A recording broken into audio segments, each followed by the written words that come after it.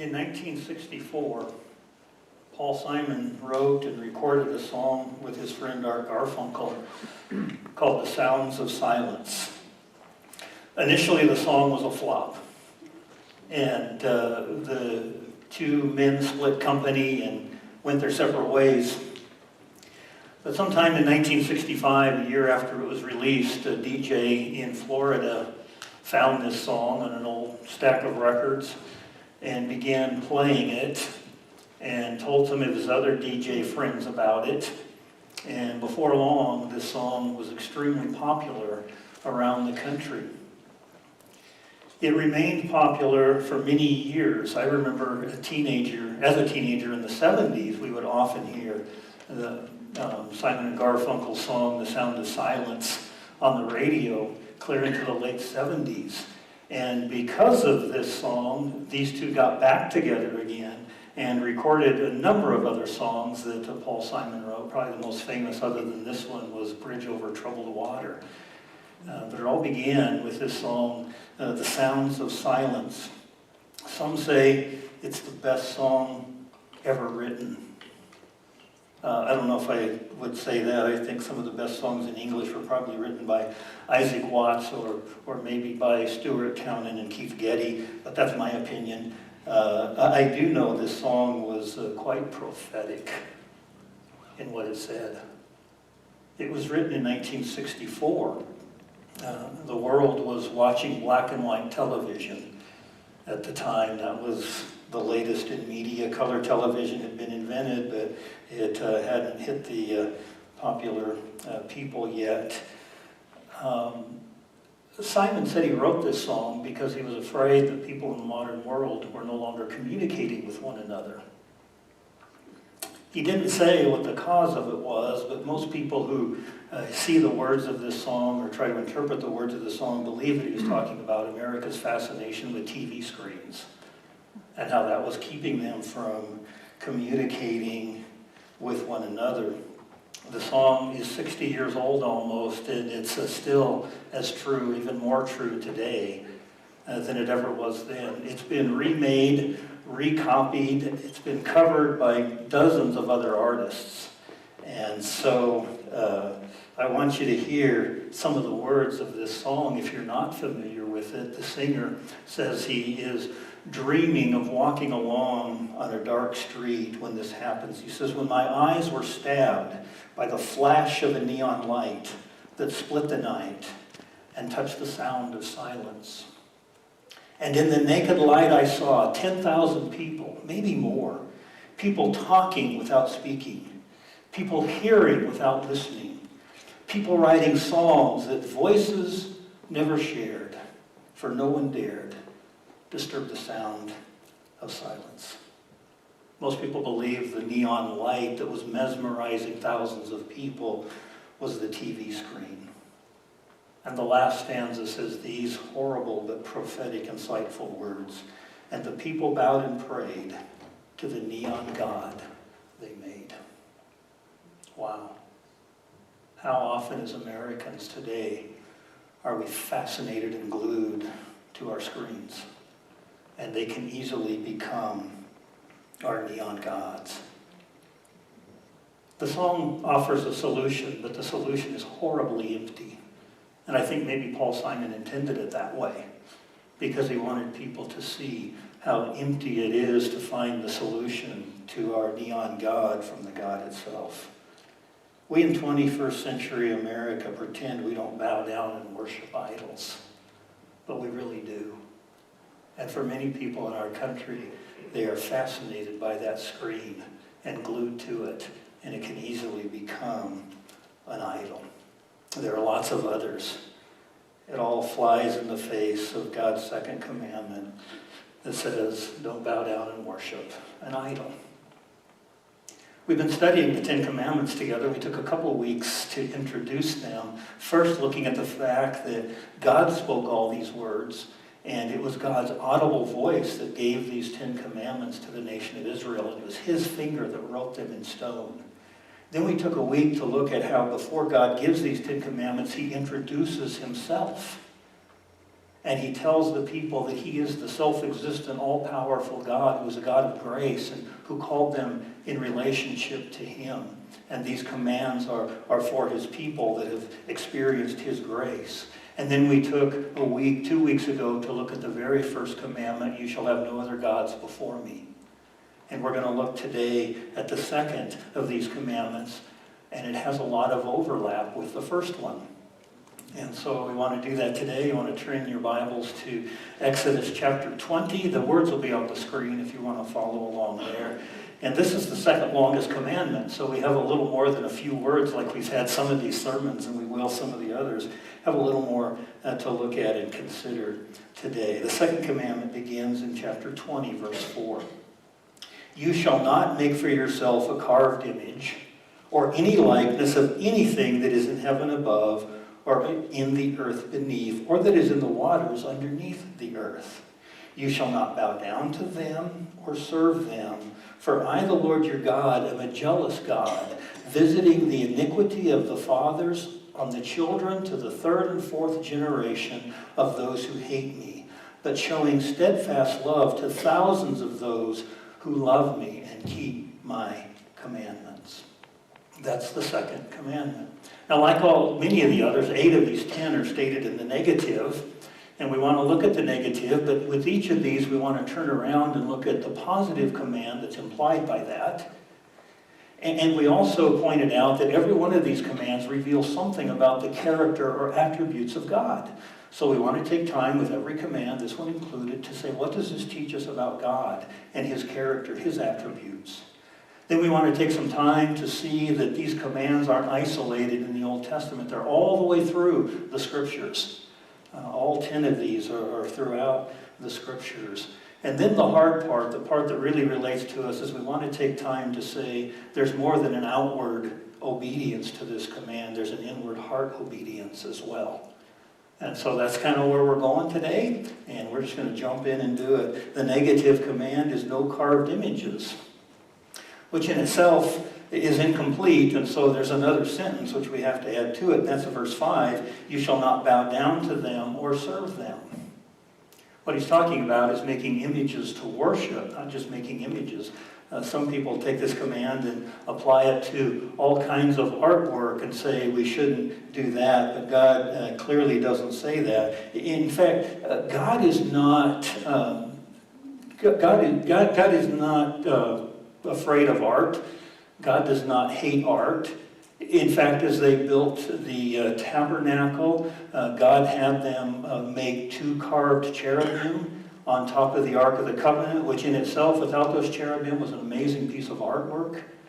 When they built the temple, they put a bath in there that was on the back of 4 oxen that were images. He had them embroider lilies and pomegranates into the curtains. And we could go on and on and on. God is not opposed to art. In fact, I think God appreciates good artistry, but he abhors idolatry. And there's a difference. The difference is, are these things becoming objects of worship?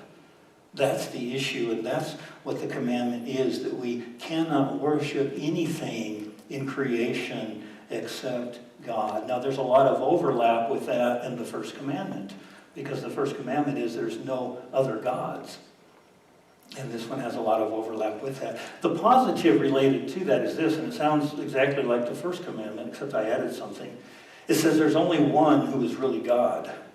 Worship and serve him only. That's what we said with the first commandment, but this time I added this, and only as he reveals it. And the reason I added that is because we can't just worship the one true God in any way we want, because he forbids certain ways of worshiping him, and that would be doing it with idols. So the positive commandment is to worship God according to his word, as he reveals it in his word. We worship the God who is revealed in the word, and we worship him the way that is revealed in the word. Any other form of worship, any other object of worship simply doesn't measure up. And that becomes an issue. We'll talk about that a little more. God gives a reason for this commandment. He doesn't always, but in this one he does. He gives a reason for it, and the reason is his judgment and his mercy. God's judgment and God's mercy. It says that God visits iniquity of the fathers on the children. It says to the third and fourth generation. That sounds like some pretty strong words. In fact, some people look at that and go, wait a minute, that's not just. God can't do that. But if you think that God is judging people because of their parents, I think you're misreading that. I want you to notice it doesn't say God visits the judgment or God visits the condemnation. It says God visits the iniquity of the fathers on their children. A lot of the commentators agreed exactly why it says that and what that means. But John MacArthur just said it the best, and so I want to read what he said about that. He said, Moses made it clear that children are not punished for the sins of their parents, but children would feel the impact of the breaches of God's law by their parents as a natural consequence of their disobedience and hatred of God. Children reared in such an environment would imbibe and then practice similar idolatry, thus themselves expressing hateful disobedience. The effect of a disobedient generation was to plant wickedness so deeply that it took several generations to reverse it. You see, it's not the condemnation that God visits on children. It's that propensity to idolatry that God visits on children. It's the iniquity that the children pick up in the third and fourth generations. But that brings God's judgment. And so the command is, worship God in the right way, so that your children won't be condemned because they follow you in your worship. And also God's mercy is the reason. God shows steadfast love to thousands of those who love and keep his commandments. Thousands is kind of interesting because some of the translations put the word generation in there. He visits iniquity on the third and fourth generation, but he visits his steadfast love to thousands of generations. I'm not sure that's the best interpretation, and that's why a lot of translations don't put that in there. The word used for thousands is also a Hebrew word used for just myriads. It can be 1,000, but it can also be just a huge number. And it's the same word. And I think that's what it means here. It means that God's grace reaches farther than man's iniquity. God's grace reaches further than man's iniquity. Because the iniquity of man reaches the third and fourth generation, but God's grace reaches to myriads, thousands and thousands of people. Alan Cole, Hebrew scholar, said the emphasis is on the last part of this sentence. And so the emphasis is that God shows steadfast love to those who keep his commandments. Notice that it doesn't say justice, because if he visited justice on those who even love his commandments, we'd still be condemned because we can't ever keep them. But he shows steadfast love and mercy to them. And God's mercy is beyond man's sinfulness. And I think that's a good reminder for us. No carved images. Don't bow down and worship images. The positive is there's only one true God. Worship and serve him as he tells us to worship him. And there's a reason. It's because God is just and because God is merciful. And so there's the commandment. Like all of these commandments, though, it reveals something about God. And what does this teach us about who God is? Well, a couple of these are overlap with the first commandment because, again, there's a lot of overlap between them. But the first one I want to point out is this reveals to us that God is a jealous God. In fact, that's what he says. We mentioned that last week, but he says it very clearly. In verse 5, he says, "You shall not bow down to them or serve them, for I, the Lord your God, am a jealous God." You know, we think of jealousy in negative terms. And I think we do because as sinful people, jealousy is often acted out in the wrong ways. And that's why we think of jealousy as a negative thing. But jealousy isn't always a negative thing. Jealousy can be a positive thing. Especially in a very exclusive relationship like a marriage. You know, if a man wasn't jealous of seeing his wife in a loving embrace of another man, there's probably something wrong with him. That's a good kind of jealousy. Now, how he acts out that jealousy could be a problem. But jealousy itself is not. It's a good thing in an exclusive relationship. And you know, the Bible often compares God's relationship to his people as a marriage relationship. Not only in the end in heaven will we have the marriage supper of the Lamb, where followers of Christ are the bride and he is the groom, but all the way through the Bible we see the marriage metaphor used for God and his people. The whole book of Hosea is about that very issue. But in a number of places in the Old Testament, you see God saying this. He says, I will be your God, and you will be my people. You know what they said for their wedding vows way back in that old world? The husband said, I will be your husband, and you will be my wife.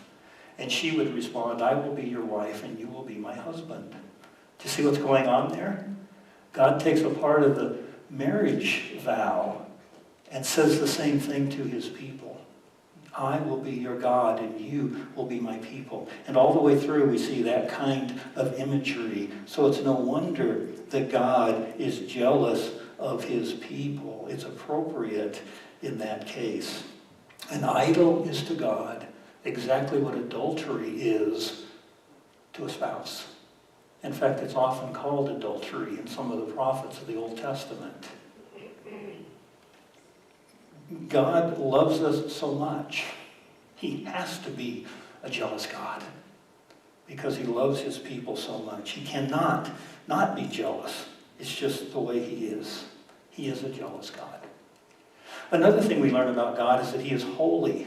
And again, this overlaps with what we looked at 2 weeks ago.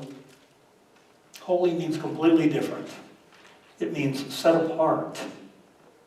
It implies that God is deserving of worship. We pointed out how God points to himself before the Ten Commandments as the self-existent God. And self-existence implies all-powerful and all-knowing. It implies so many things like that. God is totally different and other than us. He deserves worship because of that. And he's the only one who deserves worship. God is the only thing that's not created. And everything else is a created thing that he made. And so nothing else deserves worship like he does. Everything falls short of who he is. Not only because it's created, because it's also tainted by sin. You know, the Bible presents man's sin as affecting all of creation, not just us. It affects all of creation. And so anything that's a created thing simply can't be used to worship God because it doesn't measure up and because it's tainted by sin. God is holy, and that deserves a special kind of worship. The third thing we see in this is something that we didn't mention 2 weeks ago, but I think is implied in this command as God's attributes, and that is God is spirit. God doesn't have a physical form. Any kind of image that we make of God shrinks God from what he is to something else. In fact, it shrinks God down to the negative aspects of that created thing. That happens all the time. Any image you might think of as God, you begin to think not only of the positive things of that image, but the negative things. This is what happens in Greek and Roman cultures. Think about the Greek and Roman gods. They were nothing more than glorified men. But if you think of any of the stories you know of the Greek and Roman gods, they had petty weaknesses just like humans do. They weren't true gods. They had weaknesses. And the true God is a God without weakness. He's a God who's self-existent and holy and pure and powerful. He's a God who is spirit. There is no physical representation of him. And so we're reminded of that in this commandment. God is jealous and holy, and God is spirit. And anything we make to try to measure up to him simply doesn't measure up. And now this isn't an isolated thought. It goes all the way through the scriptures, and I just picked a few things to show you a couple places where it is in the Bible, but it is all the way through. It's one of the major themes of the Bible. For instance, in Deuteronomy chapter 4. Just before the people were ready to go into the Holy Land, it would have been 40 years after the Ten Commandments, Moses re-gave them the Ten Commandments. He reminded them of what those commandments were. That's in Deuteronomy chapter 5. That's why you find the Ten Commandments in two places. And in Deuteronomy chapter 5, even before Moses reminded the people of the commandments, you go back a chapter, and this is what he said in Deuteronomy 4. He says, "The Lord spoke to you out of the midst of the fire. You heard the sound of the words, but you saw no form. There was only a voice." And then he says, "Therefore watch yourselves. Be very careful, since you saw no form on the day that the Lord spoke to you at Horeb, out of the midst of the fire. Beware lest you act corruptly by making a carved image." And he lists all the possible things they could make carved images out of. You see, God spoke to the people in a voice. They never saw anything. They never saw God in any physical form. And Moses says, therefore, God was telling you not to make any physical image by which to worship me. In Psalm 115, we used it for our prayer time this morning, and there's parallel words in Psalm 135, just to remind you of what Psalm 115 said from that prayer. Why should the nations say, where is their God? Our God is in the heavens. You know, their gods were idols. They could say, here's our God, where's your God? We don't see one. And the response was, our God's in the heavens. And then the psalmist says, their idols are silver and gold, the work of human hands. They have mouths, but they do not speak, eyes, but they do not see, and so on, as you heard a little bit ago. And then there's this humorous note, those who make them will be like them, and so will those who worship them. It makes me laugh. What I said during our prayer is, if you want to be dead, worship a dead God, because you'll become like the thing you worship.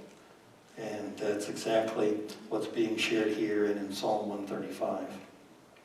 The idols are so much below God that God oftentimes mocks the idols. Do you remember the story in 1 Kings where the prophet Elijah was challenging the prophets of Baal? Everybody was worshiping Baal, and the king and queen had 400 prophets of Baal, and Elijah was the only one left who was truly worshiping the one true God, or at least he thought he was. And he challenged those prophets, and he said, I want you to set up an altar and put a sacrifice on it, and then I want you to call down your gods to light a fire. And I'll do the same thing, and we'll see which God answers by fire. And so the prophets of Baal, all 400 of them, built this altar. They put a sacrifice on it, and they began to pray in the morning. And they prayed, and they got more and more crazy in their prayers. And about noon, this is what Elijah said. He said, why don't you scream a little louder? Maybe he can't hear you. Maybe he's been distracted. Maybe he's turned aside. By the way, what's humorous about that, this is middle school humor to some of you, what's curious about that is that's the phrase they use for going to the outhouse, using the bathroom. Maybe your God's off using the restroom. Better scream a little louder so he can hear you. You see that mocking, and God often does that. If you don't know the story, Elijah built his altar, put his sacrifice on it, had him pour a number of buckets of water over it, and just made a very short prayer to God, and the altar was ignited in fire. In Isaiah, we see God sometimes mocking the idols. In Isaiah 41, he says, they don't know the future. Call to your gods and see if they can tell you what's going to happen. They can't. One thing that distinguishes the true God from false gods is the true God knows the future. And he points that out to the people in Isaiah numerous times. The God of open theism is not a true God. He's a false God because he doesn't know the future. That's a false God. In Isaiah chapter 44, there's a humorous story that says a man cuts down a tree, and he takes the log and he cuts it in half. And out of half of that log, he makes an idol, and he bows down and worships it. Out of the other half, he chops it up and makes a fire and cooks his dinner. And he never realizes, I'm cooking my dinner over the same thing I'm praying to. It's humorous because it shows you how vain idols are. But there's that same thought of God mocking the idols. It's all over the Old Testament. In fact, one of the major themes of the books of the prophets is idolatry. Idols are everywhere. It's in the New Testament. How about these words in John chapter 4? To the woman at the well, Jesus says, "A time is coming when true worshipers will worship the Father in spirit and in truth." God is spirit, and his worshipers worship in spirit and truth. There's a worshiping God in spirit rather than with physical things. Some of these in the New Testament begin to hint at what inward obedience to these commands are. 1 John 2:15 and 17. "Do not love the world, nor the things that are in the world.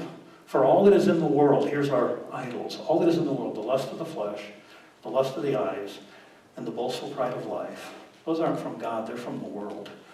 Those pretty much summarize some of the idols that we have. There's two passages that begin with the word "see to it that." One is Colossians chapter 2. And these two get at the heart of what idolatry is. Colossians 2 says, "See to it that no one takes you captive through philosophy and empty deception according to the traditions of men, rather than according to Christ." You see, created things rather than truth. And Hebrews says a similar thing in chapter 3. It says, "See to it that none of you has a sinful, unbelieving heart that turns away from the living God." Anything that causes our hearts to turn away from the true God is an idol. And again, that begins to hint at what inward obedience to this command means, because outward obedience to this command is pretty easy. But it goes way beyond that. It goes beyond the surface into our hearts. And it addresses what our hearts want to worship. If you think about an idol that someone would make, it's just a physical representation of what's already in their hearts. John Calvin said this. He said, "Our hearts are perpetual factories of idols." I don't know what else you think about John Calvin, but that's an extremely profound statement. Our hearts are idol factories, perpetual idol factories. We're always making idols in our hearts. And our hearts will always confuse Creator with creation. Our hearts will imagine things that are always less than God. And worship starts in our hearts, but it moves into our imaginations. And we begin to imagine things as God that aren't God. That's really what it says in not so many words in Romans chapter 1. In Romans chapter 1, there's this downward regression of the human race into worse and worse sin. And it says in the middle of that they exchanged the truth of God for a lie and worshipped and served created things rather than the Creator, who is forever praised. They exchanged the glory of immortal God for images made to look like mortal man and birds and animals and reptiles. You see, that's what our hearts do. But where that downward spiral begins is in this. He says they neither recognized him as God nor gave thanks to him. The whole downward spiral into idolatry begins in our hearts, because in our hearts we don't recognize God. We don't give him thanks, and giving thanks is simply recognizing God for who he is and what he's done. And so this whole command always begins in our hearts, and idols are nothing more than a representation of what's in the heart. It comes from our hearts into our imaginations. Worship must never come from our imagination, but it must come from God's revelation of himself. That's where our worship must come from. We can't trust our imaginations. We can't trust our imaginations because, one, they're sinful, and two, God is greater than anything we can imagine anyway. And so we have to worship from God's revelation of himself, not from our imagination. You know, if you imagine someone to be different than they really are, that will cause relationship problems. Ask any marriage counselor. They'll tell you so much of their counseling has to do with expectations of what people had. This is what I imagine a husband, or this is what I imagine a wife to be. And they aren't. And that causes all kinds of relationship problems. Well, it's the same is true with our relationship with God. If we imagine him to be something other than what he truly is, that causes relationship issues. And so we have to worship God not from our imagination, but from his revelation, because imagination comes from our hearts that are perpetual factories of idols. So what are some of our idols? What are some of the things we imagine in our hearts? Well, Kathy and I were talking about this a couple weeks ago, knowing I was doing this series, and we had read something that kind of reminded us of this. And we began writing down idols, and we saw all these P words. So we kind of had some fun, and we came up with a whole bunch of P words, 5 pairs of Ps. And each of these pairs represent the kind of idols that we worship in our society today. The first one is purses and possessions. Purses and possessions. The collection of things. The desire for money. The get-all-you-can philosophy. You know, we want the latest technology. We want the biggest and best. We always want to upgrade whatever we have. And that can easily become an idol. The love of money, not money, the love of money is the root of all kinds of evil.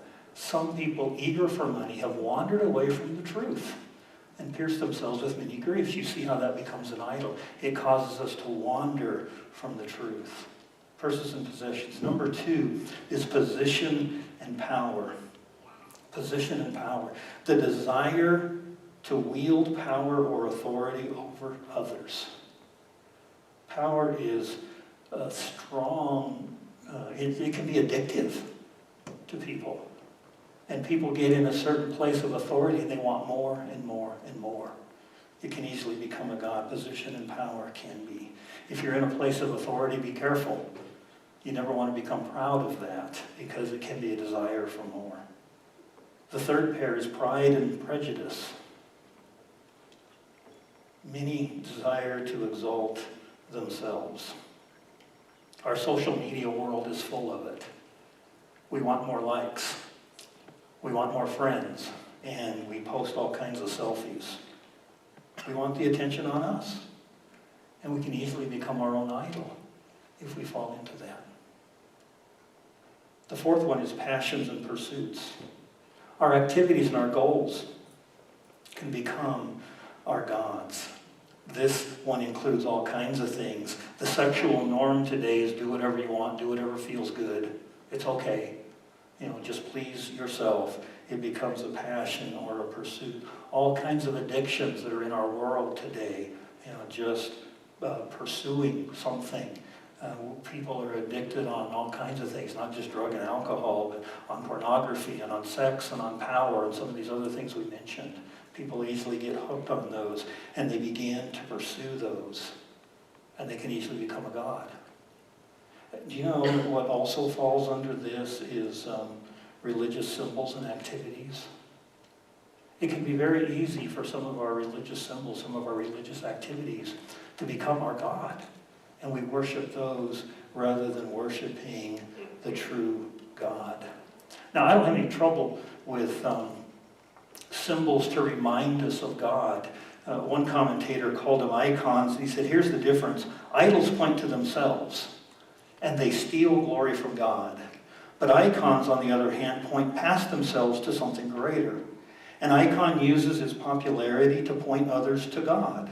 This goes for both sacred and secular things. Icons are signifiers pointing to the signified.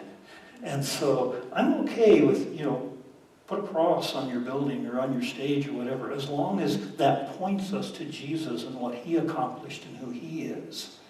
I don't have a problem with those things. But they can easily, if we aren't careful, become our gods rather than having them point us to the one true God.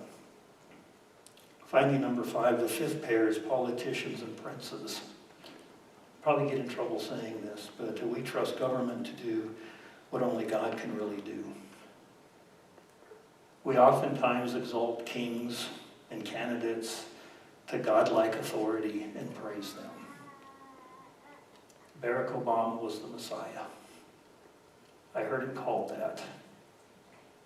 But in case you think it is only one-sided, it only goes with one party, Trump is more an object of worship than Obama ever was. And since he got out of office, he's more an object of worship than Obama ever was. And we have to be very careful that we don't put godlike qualities in worship the politicians who we think have the right answer for our society, because they can easily become our idols.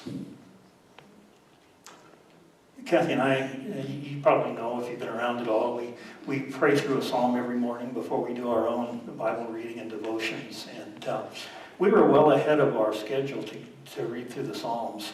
And so we do it twice a year, and so we would start over the 1st of July. We were way ahead, so we said, let's take a couple weeks just to pray through some old hymns.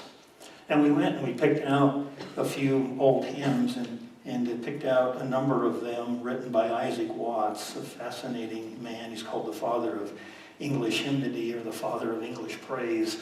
He wrote some incredible songs. One of those was When I Survey the Wondrous Cross.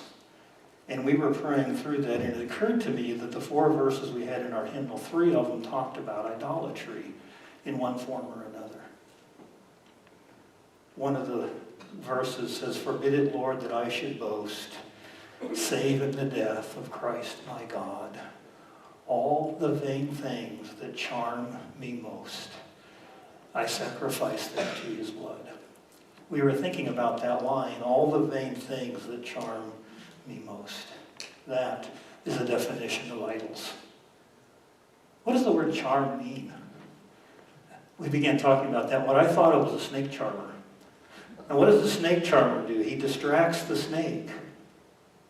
He mesmerizes the snake, and so charms him to pay attention to nothing else. And that's exactly what an idol does. It distracts us from what we should be focusing on. It changes our focus, and it mesmerizes us so we focus on the wrong thing instead of what we should. What mesmerizes you? What charms you in that way? That is the thing that'll be your idol. And we have to be careful of those things. Well, I said that I'd always share a few other applications other than just the inward obedience. I wanted to share a couple of thoughts before we close. One of those is this: humans are made in the image of God. That's what the scripture tells us. We are different than the rest of creation because nothing else in creation is said to be made in the image of God. That's interesting, since God says it can't have any images, so don't push that too far, because that image is completely marred by sin.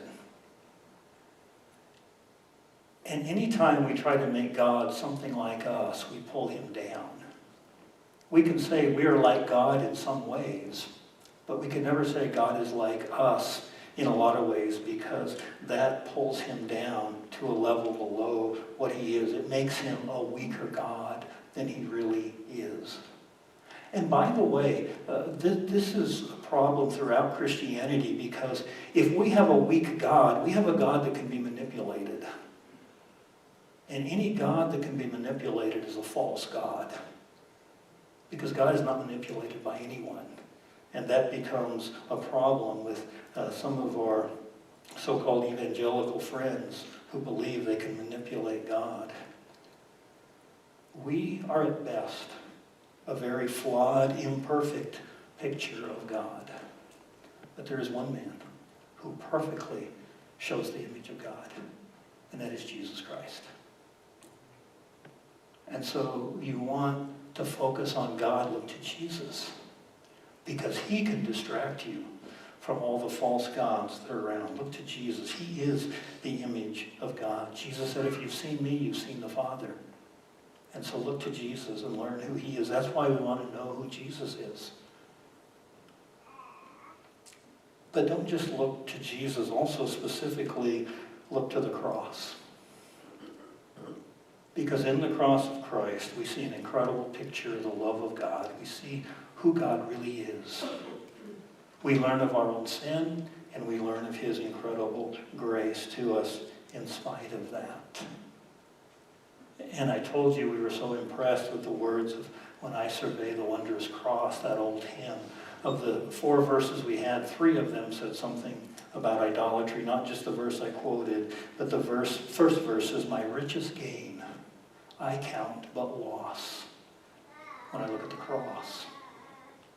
It does away with our idols. The last verse is, were the whole realm of nature mine, that were a present far too small. You see, that song deals with the idols that we have, and the solution is to look to the cross, which I think the scriptures would agree with.